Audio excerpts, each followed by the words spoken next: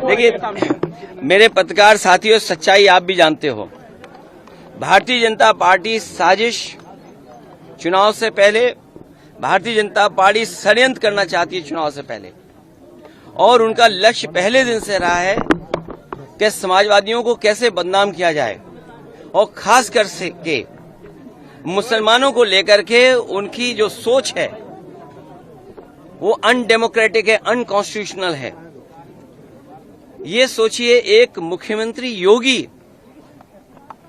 तो इसका मतलब ये है कि अगर कोई योगी अगर वो लोकतंत्र पर भरोसा नहीं करता है और कॉन्स्टिट्यूशन पर भरोसा नहीं करता, वो योगी नहीं हो सकता है। मैं 3 घटनाओं का उदाहरण देना चाहता हूं आपके सामने। पहली घटना हाथरस, जिसमें एक साधु संत के कार्यक्रम के लिए परमिशन के लिए भारतीय जनता पार्टी के विधायक और नेताओं ने लिखा था, लेकिन जो प्रशासन को काम करना चाहिए था, जिस जिम्मेदारी से सुरक्षा और उन चीजों का इंतजाम करना था, वो नहीं किया, जिसका परिणाम ये हुआ कि बड़ी संख्या में लोगों की जान चली गई। न केवल जान गई है, उनका नुकसान हुआ बड़े पैमाने पर। बहुत से लोगों का हाथ पैर या जो भी नुकसान हुआ, उसका कोई मदद सरकार ने नहीं की।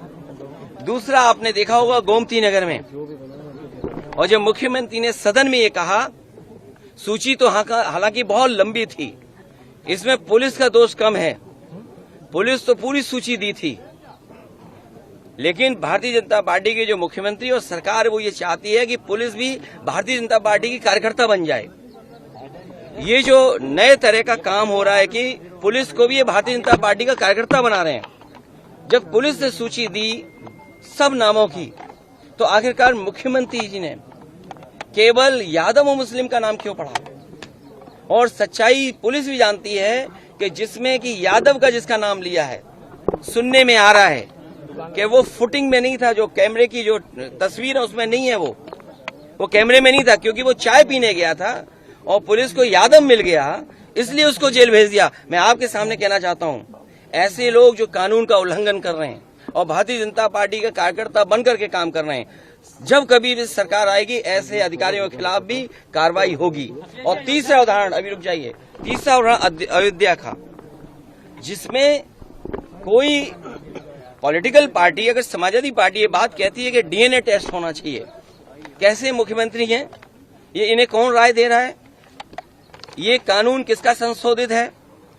ये इन्हीं का संशोधित कानून है 2023 का, जिसमें ये कहा गया है कि डीएनए टेस्ट होना चाहिए अगर 7 साल से ज्यादा किसी की सजा का कोई प्रावधान है तो क्या गलत मांगा?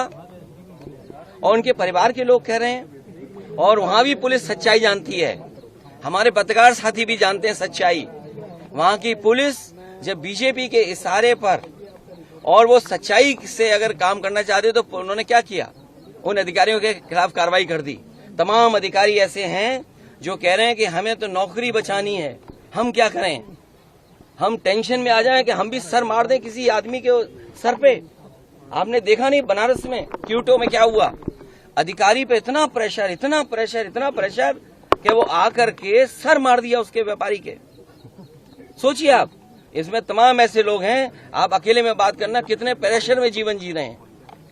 ये जो भार है इनके पास, मेडल, बैनर और ये तमाम लैनियार्ड और नेम प्लेट और तमाम उसके अलावा ऐसा भार है इनके ऊपर, ये काम नहीं कर सकते, न्याय नहीं दे सकते।